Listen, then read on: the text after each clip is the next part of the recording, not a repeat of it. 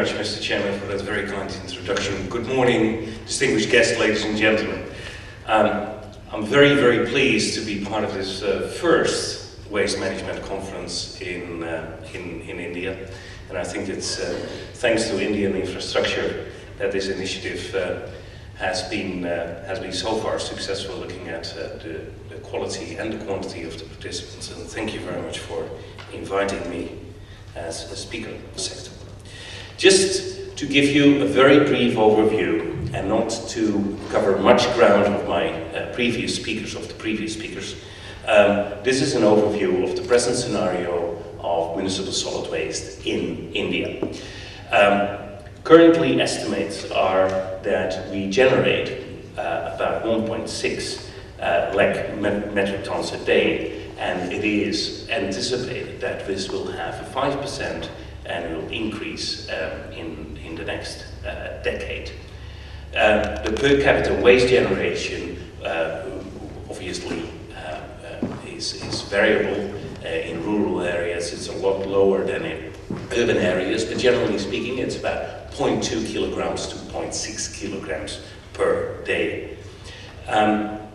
The per capita waste generation is increasing by 1.3%, but if you then take the population growth and the growth of the middle class, you'll come to a 5% annual increase.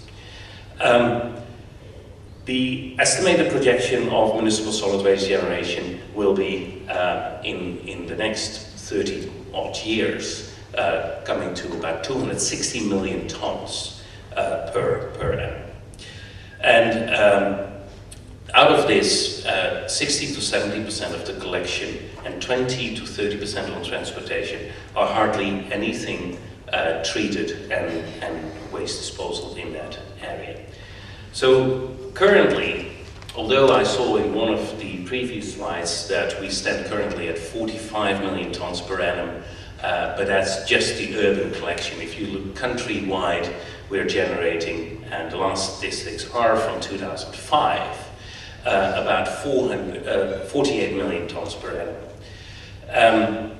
The estimated MSW produced in 2009, however, stands already at 58 million tons per annum. And how does it land up? What are we doing with all that waste which we as the population generate?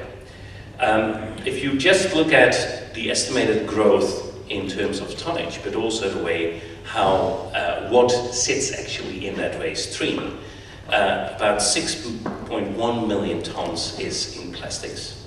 Construction and demolition materials about 20 million tons, and the remaining 40 million tons are other forms of municipal solid waste. How do we treat it?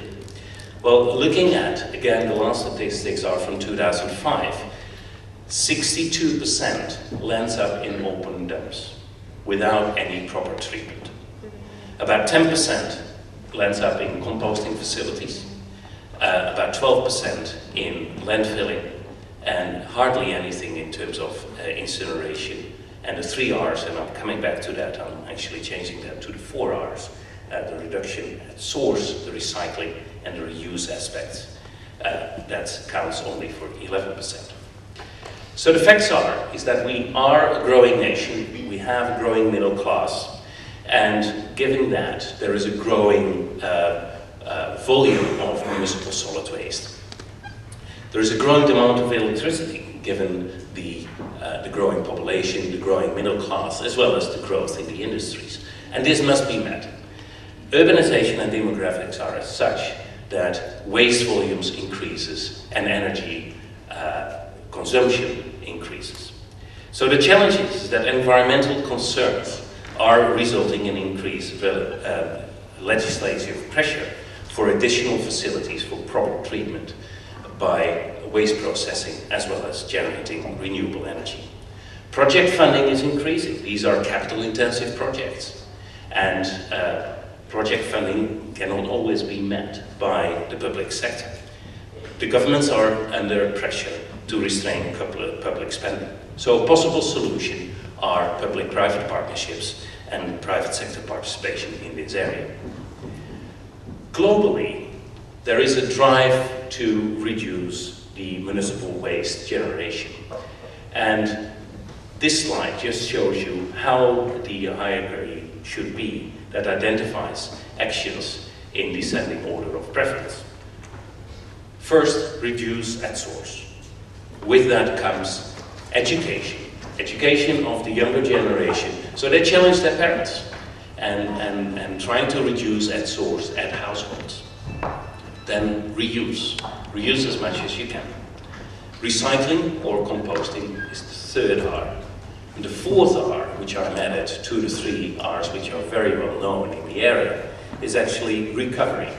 And what I mean by that is energy recovery out of municipal solid waste. The place of last resort should be landfill, and preferably sanitary landfill.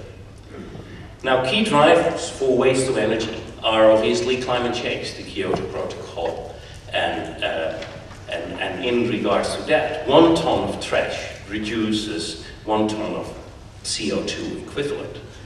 There is a drive to secure our energy sources. Local renewable energy is available out of waste to energy 24/7.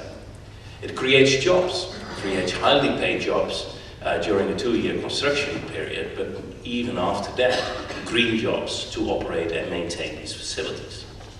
And there are environmental concerns to build these facilities with a great emphasis on emission standards, on reusing as much as you can. So what is waste to energy?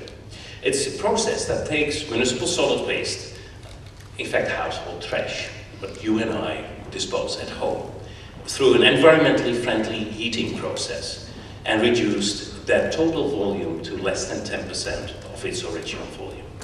The heat generated out of the process is being used for steam generation, and that steam generation then drives basically a steam turbine to generate clean, renewable energy.